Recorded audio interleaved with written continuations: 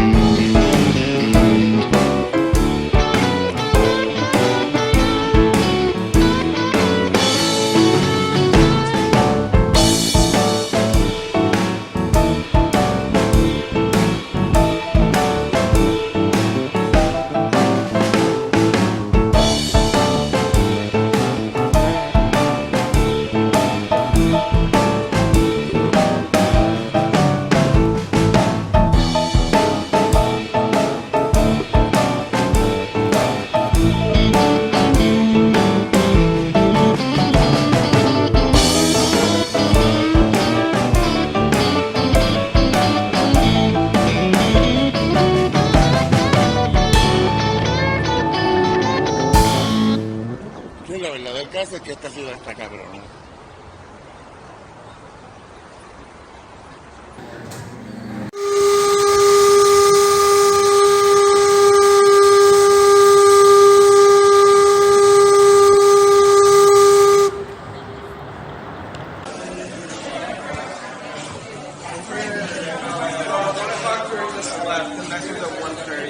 Okay, 1:30 is good for me.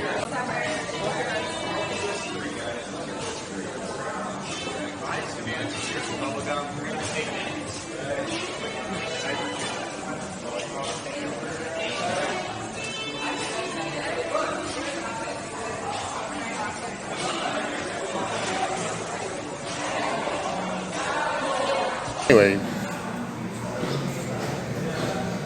esta es la cerveza, es una Pilsner, es riquísima.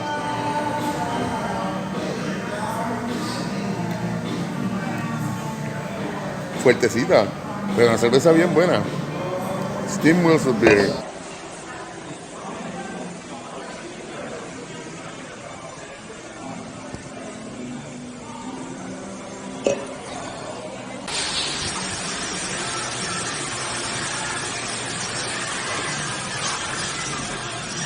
Hey!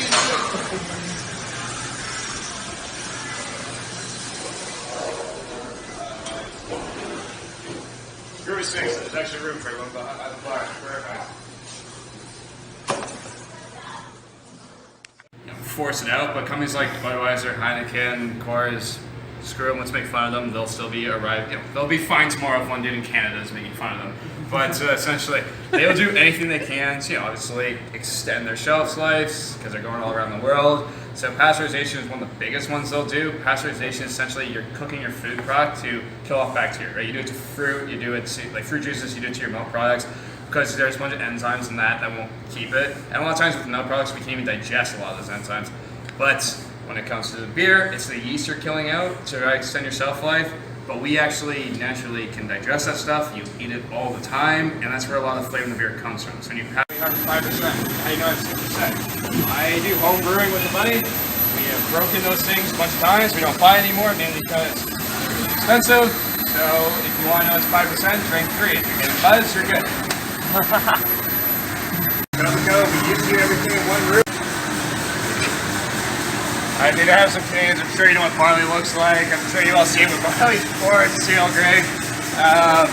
But these guys over here. Making through almost there.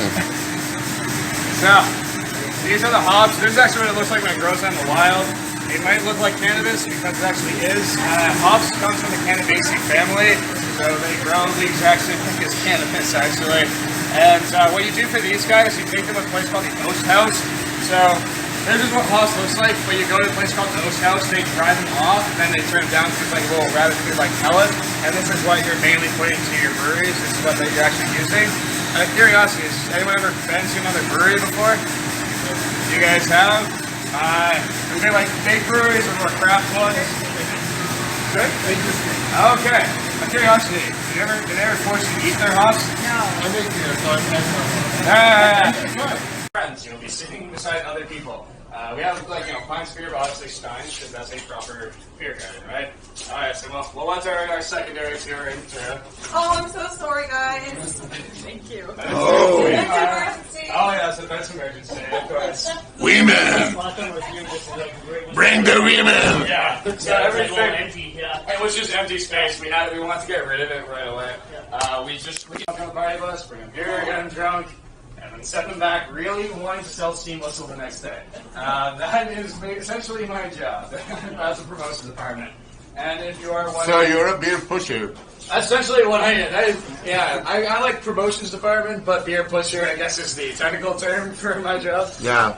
Give me credit for that. Mira, ahora se despejó la torre.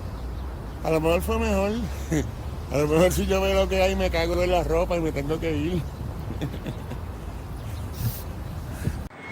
Esto es una estación de un programa que se llama Bike Share. Tú pagas un alquiler por cierto tiempo y puedes utilizar una bicicleta en toda la ciudad. Hay distintas estaciones, tú simplemente dejas la bicicleta y cuando necesites otra la coges.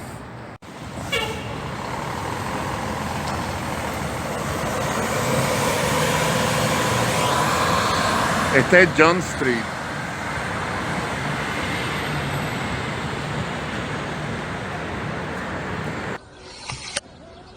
Bitch. Don't do that, bitch.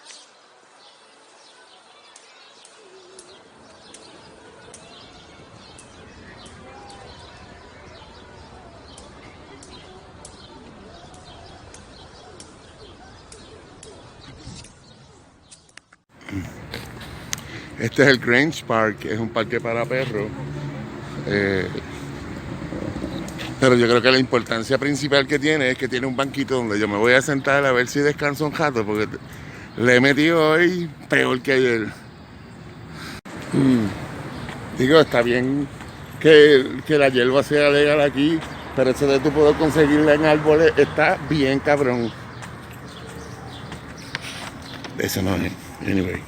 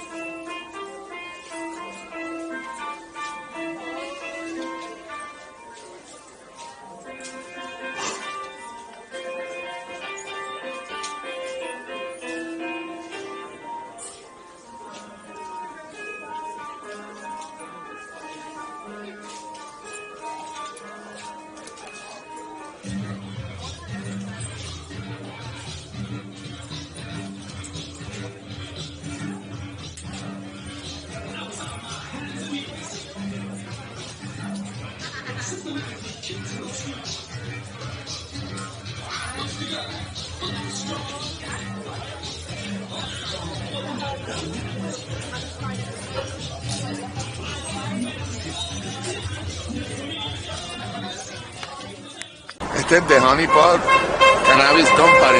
Es una compañía de marihuana legal aquí en Toronto. No, it's a 360 recording video machine. Yeah. It is. So is that all you needed for today? Yeah. So there's the 2 single grams and then the capsules. Did you need buds as well? No. No, just the fruit. Yeah. I mean, there are some half-gram joints as well for sativa if you want me to show you those. How much? Let me see them. So those would be, for the half-gram, it's like 8 or 9. Instead of like my finger, that's like the half-gram, and that's the full gram. Cool, I want that. Yeah. Yeah. The variety. So right now there's 2 full grams and 1 half-gram for you. No, I won't have to. I just will have one. Yeah. 1 half-gram? Yep. 1 half-gram and the capsules, no full gram at all. Just get rid of that. Sure. Sure. So just the half-gram and the capsules. Yeah. So I'll save that, and that's your total there, 40.66. Cool. What's your name? Jose. Jose? Jose. Yeah. Your last initial? A. A. My name's Joyce. When I go to Mexico, they always put on my Starbucks cup Jose. Yeah. It sounds like Joyce, J-O-S-E, right? Uh-huh. So that's all set for you. We come here, but downstairs might be faster. There's downstairs. And they call me by the name? By my You name? give your name when you get to the end, and they'll get your order ready. Okay, thank you very much. My pleasure.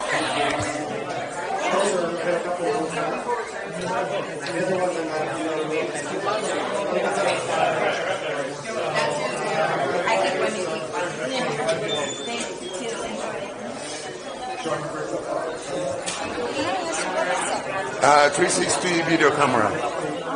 Records all around. And then you edit it. And on one take, you take everything that's happening here. It's pretty good. Huh? What do you To remember this trip. Don't worry, I won't tell. For 4 days of sativas. Yeah, dude, I just cost like $5,000. Bueno, ya capeamos, vamos a buscar el count.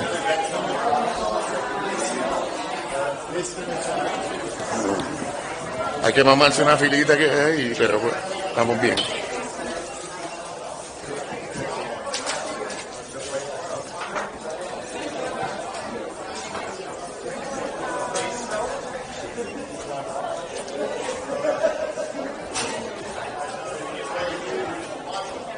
Acabamos de comprar preenrolado y compramos unas capsulitas. Vamos a ver si están más duras que los gummies que yo hice.